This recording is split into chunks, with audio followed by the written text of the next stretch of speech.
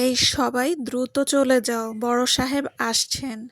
প্রধান কেয়ারটেকার রেহনার হুঁশিয়ারি বার্তা শুনেই বাকি কাজের লোকেরা দ্রুতই ডাইনিং থেকে চলে যায়, কারণ এটাও রায়হানের আদেশ। সে খাওয়ার সময় বাড়তি লোকজনের উপস্থিতি পছন্দ করে না। তাই প্রতিবেলার খাবার ডাইনিংয়ে সাজিয়ে দেওয়ার পরপরই রেহানা বাদে সকলে চলে যায়। হাতঘড়ির কাঁটা মাপে দোতলা থেকে সিঁড়ি বেয়ে নামছে রায়হান।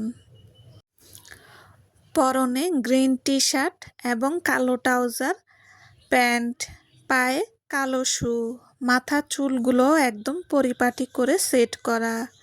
বাচ্চা সুলভ চেহারায় নেই কোনো হাসি কিংবা আলাদা প্রাণোচ্ছ্বাস, কায়া আছে শুধুই গাম্ভীর্যতায় পরিপূর্ণ। বয়স তার মাত্র 10, উচ্চতায়ও বেশ, তবে চালচলন কিংবা কথাবার্তার ভঙ্গি সবটাই প্রকাশ পায় পরিপক্কতা। ঘড়িতে সময় সকাল 8টা। একদম মাপা টাইমেই ডাইনিংয়ে নিজের চেয়ার টেনে বসে রায়হান। সে আসা মাত্রই রেহানা নিঃশব্দে ধীরে ধীরে সবজি স্যান্ডউইচ, ডিম, কলা, দুধসহ বিভিন্ন ফল এগিয়ে পরিবেশন শুরু করে। রায়হান একবার পাশের চেয়ারগুলোর দিকে তাকায়। কয়েক পলক সেদিকে তাকাতেই নীরবে তাচ্ছিল্যতা ফুটে ওঠে তার মুখ ভঙ্গিতে। আজও তার বাবা কিংবা দাদু কেউ নেই, কারণ তারা নিজেদের কাজে ব্যস্ত। তাকে সময় দেওয়ার মতো কোনো সময় তাদের হাতে কোনো দিন থাকে না। রায়হান চুপচাপ নিজের খাবারে মন দেয়। প্লেট থেকে একটা স্যান্ডউইচ উঠিয়ে তাতে কামড় বসানোর আগেই তার তীক্ষ্ণ চোখে ধরা পড়ে এক অপরিচিত অবয়ব। মুহূর্তে চোখে মুখে ফুটে ওঠে কৌতূহল। হাতে থাকা স্যান্ডউইচটা আবারও প্লেটে রেখে গম্ভীর স্বরেই প্রশ্ন ছড়ে সেই অপরিচিত অবয়ার উদ্দেশ্যে, কে পর্দার আড়ালে? এখন আমার সামনে এসে দাঁড়াও।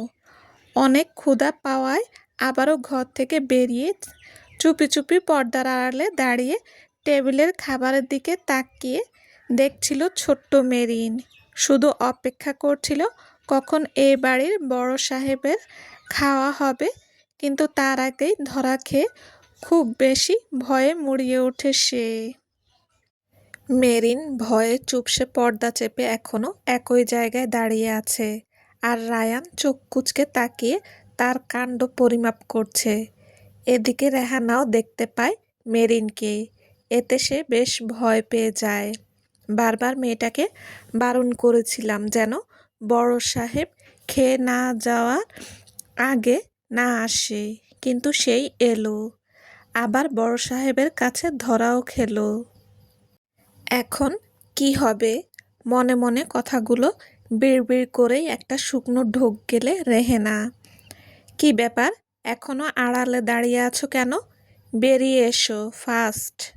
আবারও রায়হানের ধমকানি শুনে কেঁপে ওঠে মেরিন। উপায় না পেয়ে গুটি গুটি পায়ে বেরিয়ে এসে সামনে এসে মাথা নিচু করে চুপচাপ দাঁড়ায়। হাঁটুর সমান গোল ফ্রক, কাঁধ পর্যন্ত চুলগুলো ছড়িয়ে আছে। বাম হাতে ছোট্ট একটি পুতুল চেপে ভয়ে গুটিয়ে মাথা নিচু করে দাঁড়িয়ে থাকা মেরিনকে পলকহীন চোখে দেখছে রায়হান। নাম কি? মেরিন। রিনরিনে কণ্ঠের নামটুকু শুনে ঠোঁট কামড়ে আবারও ছোট্ট মেরিনকে দেখতে থাকে রায়হান। আসলে বড় সাহেব, মেয়েটা গতকাল এসেছে। বড়বাবু বলেছেন এখন থেকে মেয়েটা এ বাড়িতে থাকবেন। এ বাড়িতে থাকবে কারণ আসলে এই মেয়েটা এ বাড়ির আগের কেয়ারটেকার বকরুল শেখের মেয়ে। কিছুদিন আগে তিনি এবং তার স্ত্রী খাদিজা অ্যাক্সিডেন্টে মারা যান, তাই এতিম মেয়েটার দায়িত্ব নিয়েছেন বড়বাবু। এতিম মেয়ে। রেহানের এই সম্বোধন মেরিনের সাথে সাথে রায়হানের মনটাকেও একটু কাঁপিয়ে তুলেছে। হঠাৎ করেই গম্ভীর মুখভঙ্গির পরিবর্তন হয়েছে তার। হয়তো তার ছোট্ট হৃদয়ে মেয়েটির জন্য মায়া জন্মেছে। বড় সাহেব, মাফ করবেন, আমি আর আপনার খাবার সময় আসব না। কাঁপা কাঁপা রিনরিনে কণ্ঠে কথাটা বলে মাথা নিচু করে থাকে মেরিন। এই মেয়ে, খেতে বসো। রায়হানের কথাটা শুনে মেরিন সাথে সাথে রেহানাও বোকা চোখে তাকিয়ে আছে। ছোট্ট মেরিন ভয় ভয় চোখে রেহানার দিকে তাকিয়ে কি করবে সেটা বোঝার চেষ্টা করে। এদিকে রেহানা নিজেও অবাক, কারণ এই 4 বছরের কর্মজীবনে এমন ঘটনার সাক্ষী কোনোদিন সে হয়নি। কি হলো? তোমায় খেতে বসতে বললাম না? রেহানা আন্টি, ওকে খাবার দিন। রায়হানের ধমকানিতে আবারও কেঁপে ওঠে মেরিনের ছোট্ট মন। এবার ও বেশ ভয় পেয়েছে সে।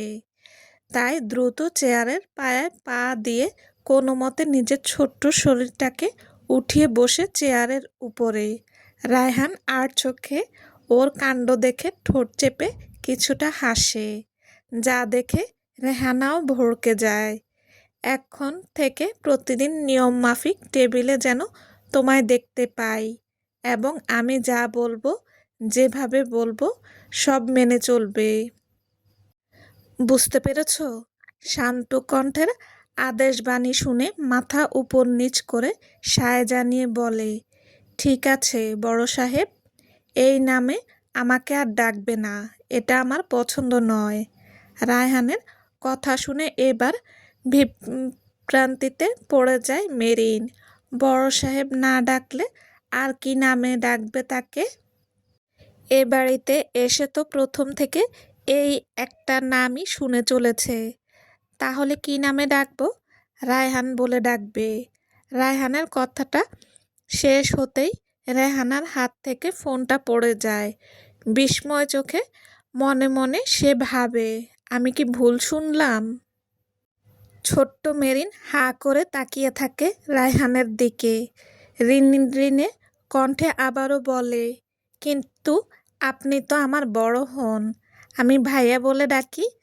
না, একদম এ সকল উল্টাপাল্টা নামে আমায় ডাকবে না।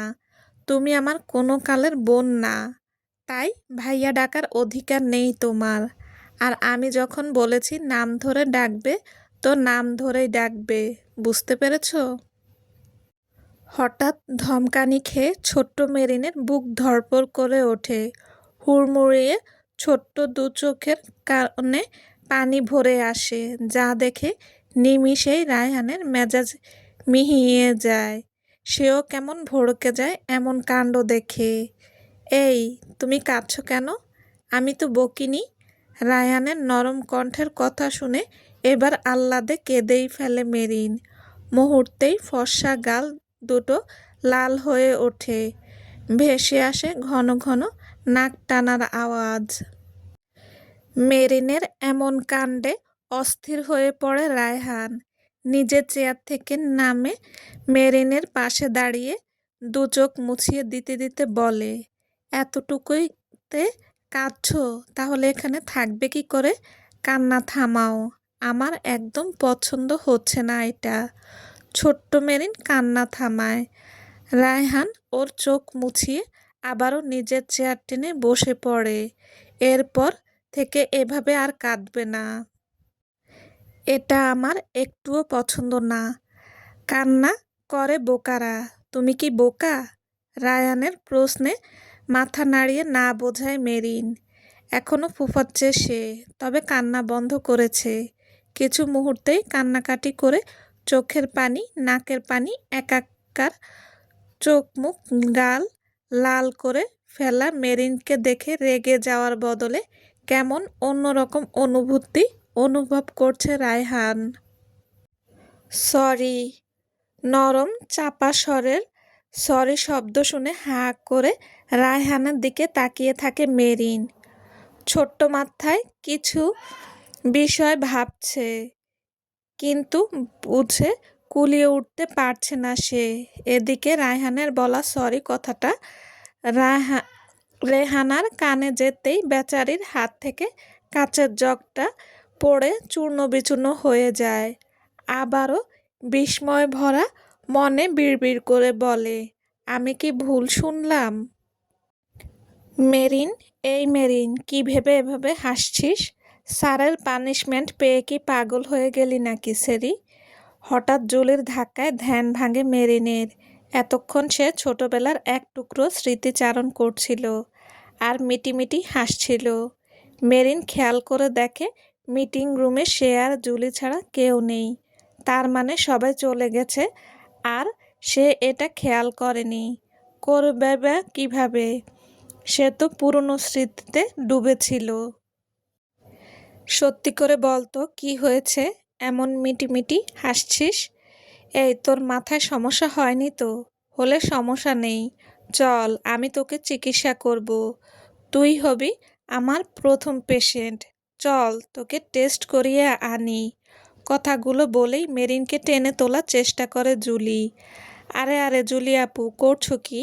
আমার কিছুই হয়নি। তাহলে কি ভাবছিলি আর হাসছিলি? না মানে, পুরনো কিছু স্মৃতি।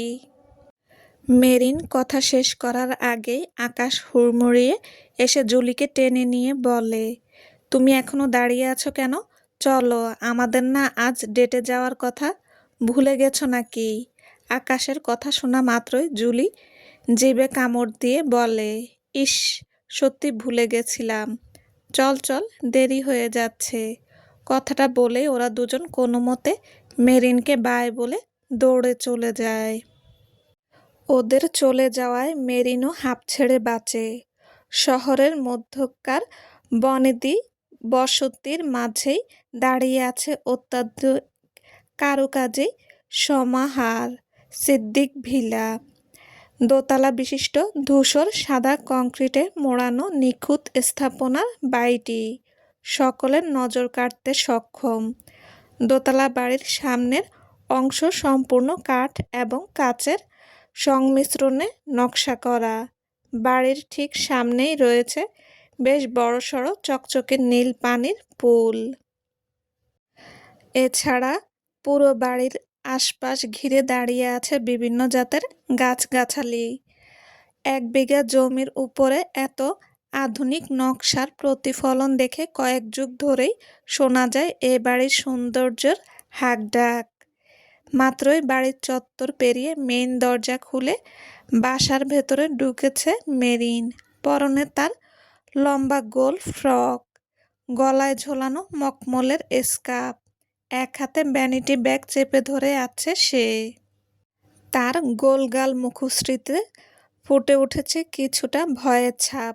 চঞ্চল চোখ দুটো এদিক ওদিক ঘুরিয়ে সতর্ক পায়ে ভেতরের দিকে আসছে সে। কয়টা বাজে? আমার 2 ঘন্টা আগে বেরিয়েছিলি, তাহলে এত দেরি হলো কেন আসতে? হুট করে গমগমে কণ্ঠের প্রশ্নবিদ্ধ হয়েই চমকে দাঁড়িয়ে পড়ে মেরিন। পিটপিটে চোখেই দেখতে থাকে সামনে থাকা পুরুষটির কার্যকলাপ। গাঢ় বাদামি রঙের ফুল হাতার গেঞ্জির উপরে সাদা ছাপার কিচেন অ্যাপ্রন পরে দক্ষ হাতে ডাইনিং টেবিলে একের পর এক খাবার সাজাচ্ছে রায়হান। লম্বা চওড়া সুদর্শন পুরুষটিকে এক পলকেই দেখে চলেছে মেরিন। আবারও যেন দিন দুনিয়ার হুঁশ হারিয়ে ফেলেছে সে। হঠাৎ কোমরে টান পড়তেই ধ্যান ছোটে মেরিনের। আকস্মিক টানে তাল হারিয়ে আছড়ে পড়ে পুরুষটির শক্তপোক্ত বুকের সাথে। কি হলো? উত্তর দিচ্ছ না যে? আসলে অর্ধেক রাস্তায় আসার পর আবারও হাসপাতাল থেকে কল আসে। এমার্জেন্সি রোগী থাকায় আবারও যেতে হয়েছিল, তাই আর কি দেরি হয়ে গেছে। সত্যি? হুম। দুহাতে মেরিনের কোমর টেনে আবারও নিজের সাথে মিশিয়ে নেয় রায়হান। আবারও টান পড়ায় হাতে থাকা ভ্যানিটি পড়ে যায় মেরিনের। নিজের ব্যালেন্স সামলাতে দুহাতে উঠিয়ে রায়হানের কাঁধ জড়িয়ে নেয় সে। রায়হান ধীরে ধীরে এগিয়ে 2 ঠোঁটে ছোট ছোট চুমু খেতে থাকে মেরিনের সর্বমুখে, যার আবেশে দু চোখ বন্ধ করে ফেলে মেরিন। মিসেস মেরিন, আবারও মাতাল কণ্ঠের সম্বোধন। যে সম্বোধন শুনে বরাবরের মতোই মুচকি হাসি ফুটে ওঠে মেরিনের ঠোঁটের কোণে। ব্যক্তিগত পুরুষের কণ্ঠে এই ডাকটা বড্ড ভালো লাগে তার। মিসেস মেরিন, মনে আছে তো চুক্তির কথা? কপালে কপাল ঠেকিয়ে আবারও নেশালো গলায় কথাটা বলে রায়হান। যা শুনেই শিরশির করে কেঁপে ওঠে মেরিনের সর্বশরীর। যে কম্পন অনুভব করে কিছুটা হেসে দিয়ে মেরিনকে কোলে তুলে নেয় রায়হান। এভাবে হুট করে কোলে তোলায় বাড়তি প্রতিক্রিয়া দেখানোর সময় পায় না মেরিন। লম্বা লম্বা কয়েক কদম ফেলে সোজা নিয়ে মেরিনকে বসায় ডাইনিং টেবিলের উপরে। এক হাতে মেরিনের কোমর চেপে অন্য হাতে কানের পাশে ছোট বেবি চুলগুলো সরিয়ে দেয় সে। এতগুলো দিন বাইরে থাকলাম, কিন্তু একবারের জন্য বললে না যে আমাকে মিস করেছো। আমি তো বলার সেই সুযোগটাই পাইনি। তাহলে এখন বলো, আমাকে একটু মিস করেছিলে? মেরিন দুহাত উঠিয়ে জড়িয়ে ধরে রায়হানের কাঁধ। সামনের দিকে কিছুটা এগিয়ে ফিসফিস করে বলে, মিস করার একটু সময়ও পাইনি, কারণ প্রতিটা মুহূর্ত তোমার কথা ভেবেছি। মিষ্টি কণ্ঠের সহজ স্বীকারোক্তি শুনে মুচকি হাসে রায়হান। দু চোখ বুজে সামনে থেকে জড়িয়ে ধরে মেরিনকে। ক্ষুধা পেয়েছে, খাবার ঠান্ডা হয়ে যাচ্ছে, চলো খেয়ে নেই। মেরিনের কথা শুনে কিছুটা দুষ্টুমি ভরা হাসি ফুটে ওঠে রায়হানের চোখে মুখে। দু হাতে আরও গভীরভাবে জড়িয়ে আবারও ছোট ছোট চুমু খেতে থাকে মেরিনের কাঁধে। আবারও এমন ছোঁয়ায় অনুভবে হুড়মুড়িয়ে ওঠে মেরিন। দুহাতে ঠেলে সরাতে চায় তার ধৈর্যহীন পুরুষটিকে। কি করছো? খাবে না? খাচ্ছি তো। পুরুষটির বেহায়া উত্তরে বেকায়দায় পড়ে মেরিন। জানা অজানা শিহরণে ঢোক গিলছে বারবার। রায়হানের চুমু খাওয়ার বেগ পরিবর্তন হতে থাকে। ধীরে মেরিনের কাঁধ থেকে গলায় নেমে আসে সে। আবারও নিয়ন্ত্রণহীন হয়ে পড়েছে তার ভালোই টের পাচ্ছে মেরিন। রায়হান, কি করছো? কেউ চলে আসবে। কেউ আসবে না, সবাই চলে গেছে। পুরো বাসায় শুধু তুমি আর আমি। So let's enjoy baby. Husky স্বরে কথাটি সম্পূর্ণ করেই একটানে মেরিনের গলার স্কার্ফ খুলে ছুঁড়ে ফেলে দেয় রায়হান। দু হাতে মেরিনের কোমর ধরে টেবিলের আরও উপরে নিয়ে নিজের শরীরে ভরটা ছেড়ে দেয় তার উপর। চুনোপুটি শরীরে তার ভার নিতে না পেরে টেবিলের উপরে ওভাবেই শুয়ে পড়ে মেরিন। আবারও কিছু বলার সুযোগ পায় না মেরিন। তার আগেই তার দু ঠোঁট বন্দি হয় পুরো কালচে ঠোঁটের মাঝে। এক নাগাড়ে গাঢ় চুম্বন এবং অবাধ্য পুরুষের শক্ত হাতের গভীর স্পর্শে আবারও নিজেকে হারিয়ে ফেলে মেরিন। দীর্ঘ চুম্বনের এক সময়ে থেমে যায় রায়হান। এতক্ষণে ছাড়া পেয়ে জোরে জোরে শ্বাস নিতে থাকে মেরিন। যা দেখে ঠোঁট বাঁকিয়ে শব্দ করে হেসে ওঠে রায়হান। বিয়ের বয়স বছর ছাড়াতে চলল, কিন্তু তোমার এই চুমু খাওয়ার অভিজ্ঞতা আজও হয়ে উঠল না মিসেস মেরিন। So bad. রায়হানের কথা শুনেই চোখ নাক কুঁচকে কোনো মতে ঠেলে উঠে বসে মেরিন। এর মধ্যে পরিপাটি চুলগুলো এলোমেলো হয়ে গেছে। ঠোঁটে থাকতে নুড লিপস্টিক লেপ্টে অর্ধেক তার ঠোঁটের চারপাশে আর অর্ধেক রায়হানের ঠোঁটের চারপাশে ছড়িয়ে গেছে। কোনো মতে সোজা হয়ে বসে কাঁধ থেকে খসে পড়া জামা উঠিয়ে ঠিক করতে করতে বলে, ওটাকে চুমু খাওয়া বলে? আমার ঠোঁটটাকে যেভাবে খাও তুমি, দেখলে মনে হয় কয় বছর ধরে না খেয়েছিলে। একদম জঙ্গলিদের মতো। রুক্ষ কণ্ঠের কথাগুলো শুনেই হাহা করে হেসে দেয় রায়হান। দুহাতে মেরিনের কোমর জড়িয়ে ধরেই বসে পড়ে চেয়ারে। মেরিনকে কোলের উপর বসিয়ে বাম হাতে তার কোমর চেপে অন্য হাতে প্লেট থেকে একটা স্ট্রবেরি নিয়ে মেরিনের মুখের সামনে ধরে। মেরিনও এগিয়ে দু ঠোঁটের মাঝে স্ট্রবেরি নিতেই অপটের ওপর প্রান্তে কামড় বসায় রায়হান। ধীরে ধীরে স্ট্রবেরি খেতেই আবারও মিলন ঘটে দুটি ঠোঁটের। এই সুযোগে আবারও চলে কয়েক দফা চুমু বর্ষণ। তবে এবার সুযোগ বুঝে রায়হানের ঠোঁটে কামড়ে দেয় মেরিন। হঠাৎ আক্রমণে কিছুটা ভড়কে যায় নিজের ঠোঁট কামড়ে মেরিনের দিকে বোকা চোখে তাকিয়ে থাকে রায়হান। ব্যথা পেয়েছেন বড় সাহেব? থুরি। রায়হান ভাইয়া, ব্যঙ্গস্বরে কথাটা বলে মিটমিট করে হাসতে থাকে মেরিন। মূলত রায়হানকেই রাগাতেই কথাটা বলা। আর ফলশ্রুতি হলো তাই। তার এই নিষিদ্ধ সম্বোধন শুনে মুহূর্তেই মুখ চিত্তে আগুন জ্বলে ওঠে রায়হানের। দুহাতে ঠেলে মেরিনকে কোল থেকে নামিয়ে দিতে গেলেই ঝটপট আবারও শক্ত করে তার কোলে চড়ে গলা জড়িয়ে ধরে মেরিন। রায়হান আবারও মেরিনকে উঠানোর চেষ্টা করে, কিন্তু মেরিন আরও শক্ত করে বসে মিটমিট করে হাসতে থাকে। নামো এখনই। পারবো না। নামো বলছি। বললাম তো পারবো না। গমগমে ভারী কণ্ঠে রায়হান আবারও কিছু বলবে, এর মধ্যেই মেরিন তার পাতলা ঠোঁট জোড়া ডুবিয়ে দেয় ওই কালচে পুরু ঠোঁটের মাঝে। এবারে রায়হান সরে আসতে চাইলেও জোর করে চুমু খেতে থাকে মেরিন। ব্যাস কয়েক সেকেন্ড যেতেই মাত্রই গরম হওয়া মেজাজ হাওয়াই মিঠাইয়ের মতো চুমুতে উবে গেছে। কয়েক মিনিট চুমু খেয়ে ঠোঁট ছেড়ে আবারও হাঁপাতে থাকে মেরিন, যা দেখে বরাবরের মতো ঠোঁট এলিয়ে হেসে দেয় বেহায়া পুরুষটি। বাহ, রায়ান সিদ্দিকীকে কাবু করা শিখে গেছো মেয়ে।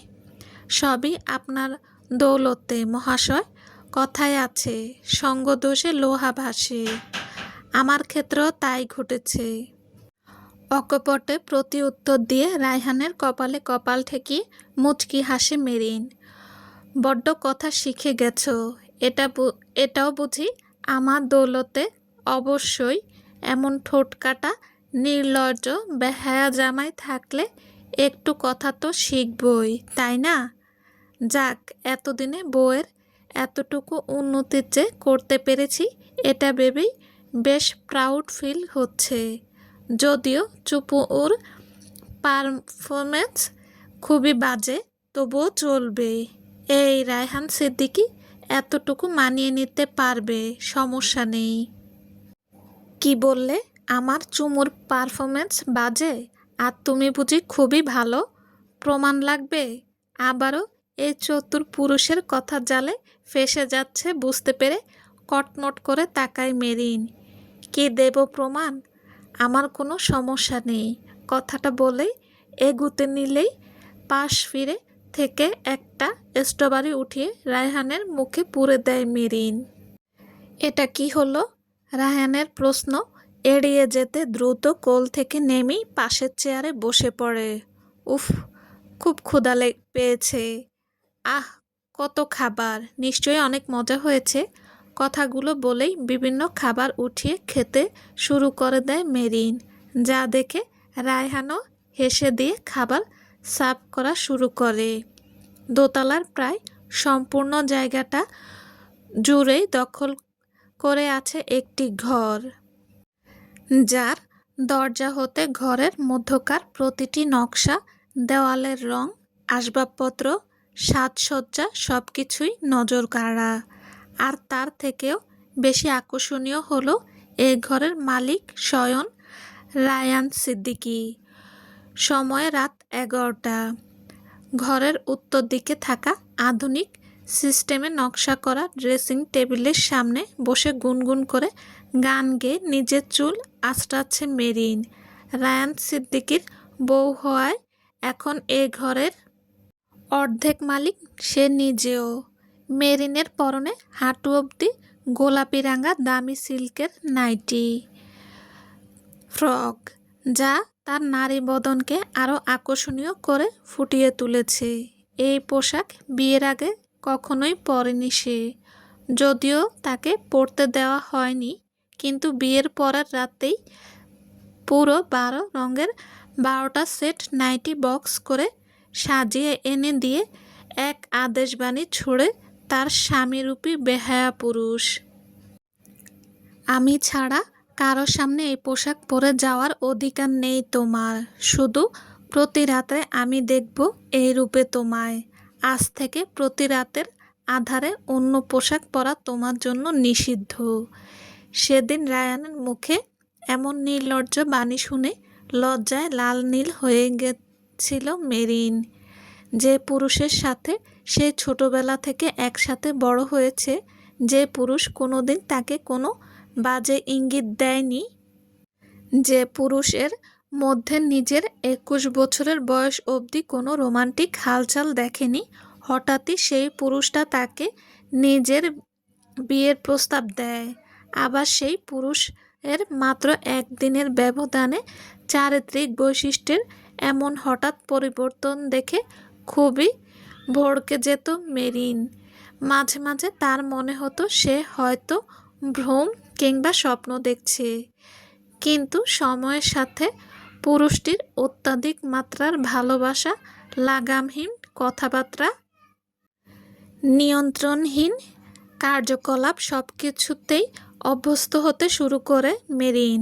আর দিনে দিনে এটাও খুব ভালো করেই বোঝে সে যতটা ভালো ভদ্র মনের মানুষ হিসেবে ছোট থেকে জেনে এসেছে, তার ঠিক উল্টো এই গিরগিটি পুরুষ।